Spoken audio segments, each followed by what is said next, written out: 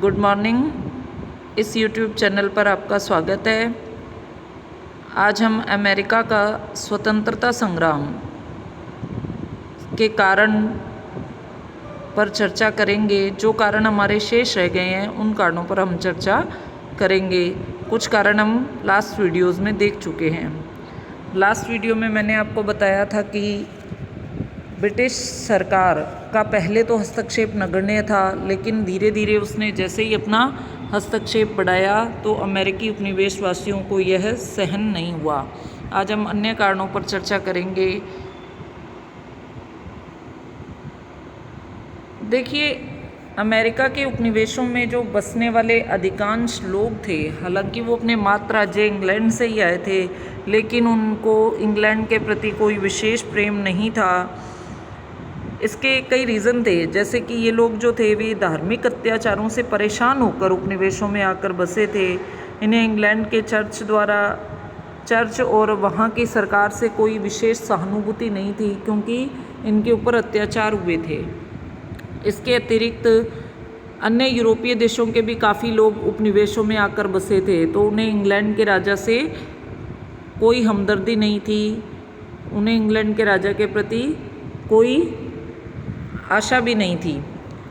और इसके अतिरिक्त जो अन्य लोग आए थे वे या तो उनको दंड देकर भेजा गया था, अपराधी लोगों को दंड भोगने, मतलब वहाँ दंड ना देकर उन्हें अमेरिका निर्वासित कर दिया जाता था। तो ऐसे लोगों से उम्मीद नहीं की जा सकती थी कि वे इंग्लैंड के देश के प्रति अपना प्रेम दिखाएंगे। वे अपने उपनिवेशों से ही स्वातंत्र्य प्रेम करते थे। इसके अतिरिक्त अंग्रेज़ और अमेरिका के लोगों में धार्मिक मतभेद भी थे। उपनिवेशों के जो अधिकांश निवासी थे वे प्यूरिटन थे, जबकि इंग्लैंड के जो लोग थे वे इंग्लैंड के ही चर्च के अनुयायी। जो मैंने आपको धर्म सुधार आंदोलन चैप्टर पढ़ाया था, तब मैंने आपको एंग्लिकन चर्च बताया था, उन्हीं एंग्लिकन चर्च के अनुयायी थे।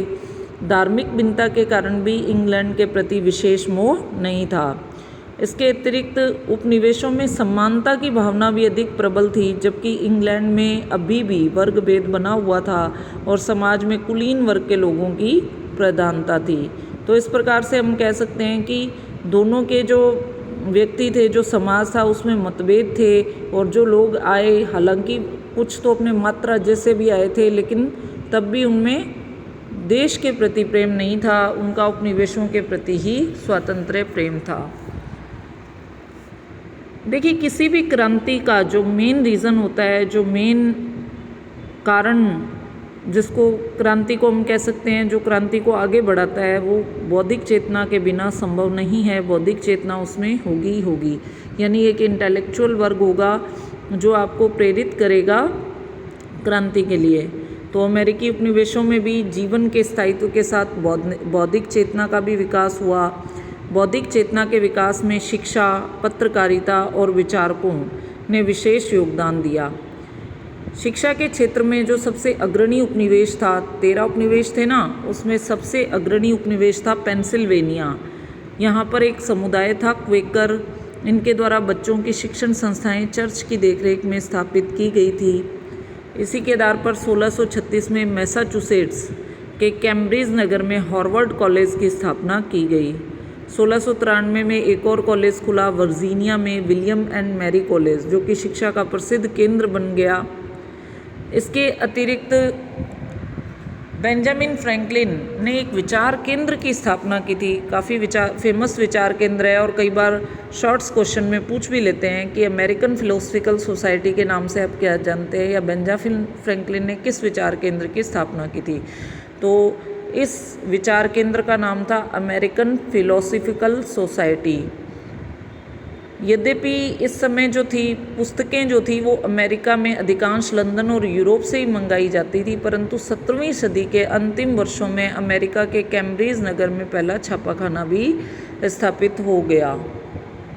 और 1704 में बोस्टन से पहला समाचार पत्र प्रकाशित हुआ, अमेरिका का पहला समाचार पत्र, जिसका नाम था बोस्टन न्यूज़लेटर।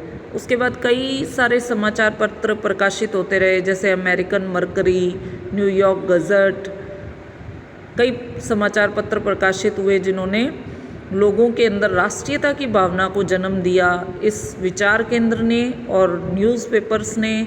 इसके अलावा जो ये राष्ट्रीय संस्थाएं हमें दिख रही हैं, William and Mary college, Harvard college, इन सभी ने राष्ट्रीयता की भावना को जन्म दिया। एक और व्यक्ति थे थॉमस पेन ने 1775 में एक पुस्तक लिखी, कॉमन सेंस।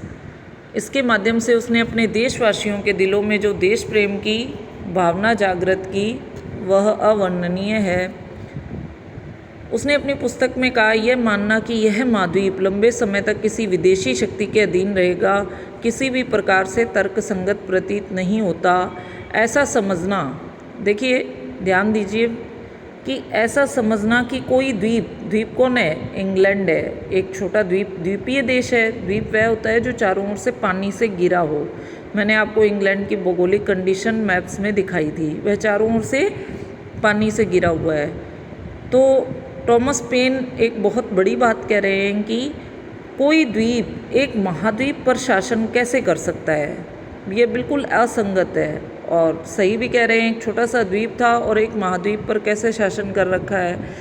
उसने लोगों को जगाने के लिए द अमेरिकन क्राइसिस नामक पत्रिका में अपने अनेक अंक भी छपवाए। इसके अतिरिक्त बौद्धिक चेतना के विकास में जेम्स ऑटिस, पैट्रिक हेनरी तथा सैमुअल एडम्स का भी काफ़ी योगदान रहा। पैट्रिक हेनरी तो इतने मोटिवेशनल भाषण दिया करता था, वह खुद युवक था और युवाओं को जागृत करता था और वो कहता था, या तो मुझे स्वतंत्रता दे दो वरना मृत्यु दे दो। तो इस तरह के नारों से वो अमेरिका वासियों के दिलों में स्वातंत्र्य प्रेम को जगाता था, उन्हें जागृत करता था और मोटिवेशनल काफ़ी मोटिवेट करता था उन्हें। तो ये था विचार या बौद्धिक चेतना जिन्होंने अमेरिकी स्वतंत्रता संग्राम के कारणों में एक महत्वपूर्ण भूमिका निभाई। इसके बाद बात करते हैं उपनिवेशवासियों के स्वातंत्र्य प्रेम की। देखिए, अप्रवासी इंग्लैंड के जो नागरिक थे उनकी अपेक्षा ये जो उपनिवेशवासी थे इनका अधिक स्वातंत्र्य प्रेमी थे। ये लोग इंग्लैंड से आए थे तो नेचुरल है, वहाँ पर जो शासन पद्धतियाँ चल रही थी, जो अधिकार वहाँ पर दिए जा रहे थे, उसका यहाँ भी प्रचार प्रसार होना स्वाभाविक था। जैसे ही यहाँ पर उपनिवेश स्थापित हुए उसी समय वर्जीनिया के प्रथम अधिकार पत्र में ही इसकी एक झलक देखने को मिल जाएगी स्वातंत्र्य प्रेम की। उसमें कहा गया था कि बसने वालों को सभी स्वाधीनताएं, मताधिकार तथा रियायतें प्राप्त होंगी, ठीक उसी तरह से जैसी वे इंग्लैंड में जन्म लेने पर प्राप्त करते हैं।